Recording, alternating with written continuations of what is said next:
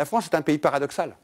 On pense que tout s'est arrêté il y a maintenant 60 ans avec les indépendances, et pourtant, nous sommes certainement un des derniers pays à avoir encore des territoires sur tous les océans, sur tous les continents, et cette histoire est loin d'être définitivement écrite, parce que par définition, chacun ne vit pas de la même manière le temps post-colonial. Le temps historique de la colonisation est fini. Les indépendances, même on peut dire en termes économiques. Par contre, dans les mentalités, dans les inconscients collectifs, on n'a pas véritablement encore totalement décolonisé nos imaginaires, nos pratiques, la manière de regarder l'autre, voire même la manière de se penser français au regard du monde. C'est pour ça que ce travail perdure dans le temps post-colonial et qu'il faut continuer à œuvrer pour sortir de ce qu'a été à un moment une image, un imaginaire dominant dans la société française. Dans l'histoire des décolonisations, on oublie toujours ce qu'on appelait à l'époque les vieilles colonies. On a pensé d'ailleurs qu'à cette époque-là, ils avaient vécu l'histoire à côté de l'histoire. Pas du tout. La Polynésie, la Nouvelle-Calédonie, la Guadeloupe, la Guyane, la Réunion se sont battus. Ou même certains rêvaient d'être indépendants. Ça ne s'est pas fait au moment des grandes vagues d'indépendance. Mais cette histoire ne s'est pas arrêtée.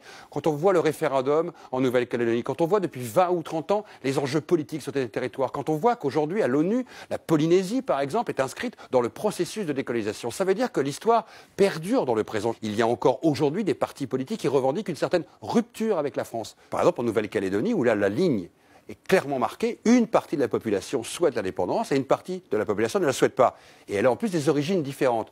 Donc c'est très conflictuel. Il faut bien se rendre compte que cette histoire politique n'est pas terminée parce qu'elle pourrait demain, dans de nouvelles configurations économiques, régionales, voire internationales, aboutir à d'autres évolutions.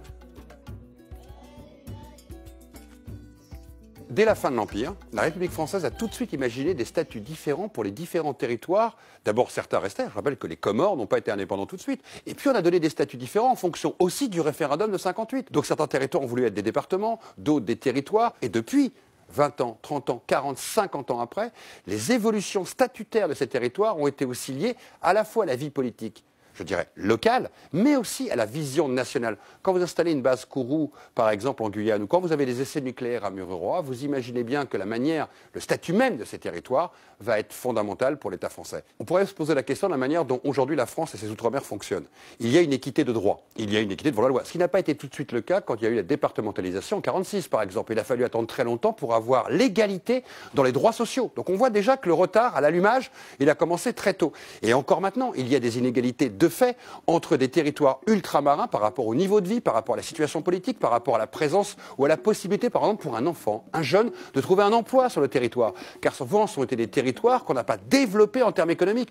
Prenez la Guadeloupe, que je connais très bien, par exemple, comme exemple. Vous avez encore d'énormes problèmes pour avoir une production locale qui permettrait en fait non pas d'importer systématiquement de la métropole, parce que tout se pense encore depuis la métropole par rapport à ces territoires, qui sont des fois à plus de 10 000 km de la France hexagonale. C'est donc très complexe et on n'est pas encore arrivé à trouver un système d'équité qui fait qu'un Français de Guadeloupe, un Français de Nouméa, un Français de Polynésie et un Français du Cantal ou de la Bretagne, d'une certaine manière, ont les mêmes chances, les mêmes avantages, les mêmes inconvénients et vivent dans la même société. 60 ans après les indépendances, on peut encore estimer que la France a encore des intérêts, comme on dit en Afrique.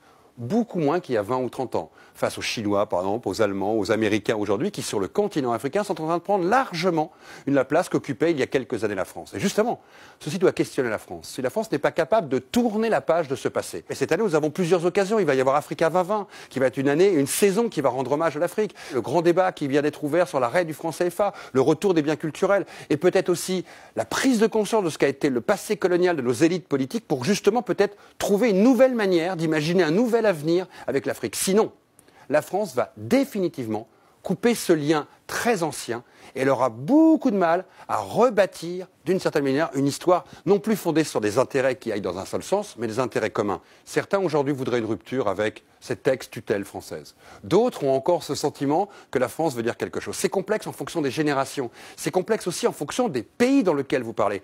Par définition, l'Afrique n'existe pas. Il y a des Afriques, il y a des pays différents, il y a chaque pays, chaque nation a sa propre identité. C'est comme si on voulait imaginer que l'Europe pense de la même manière. On sait bien qu'un Allemand, un Portugais, un Français ne pensent pas pareil. Par contre, on sait une chose.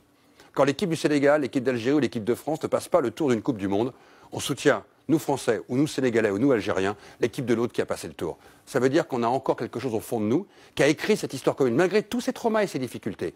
Être ensemble veut dire quelque chose. Si on veut construire un avenir commun, il va falloir apprendre autrement à penser l'autre.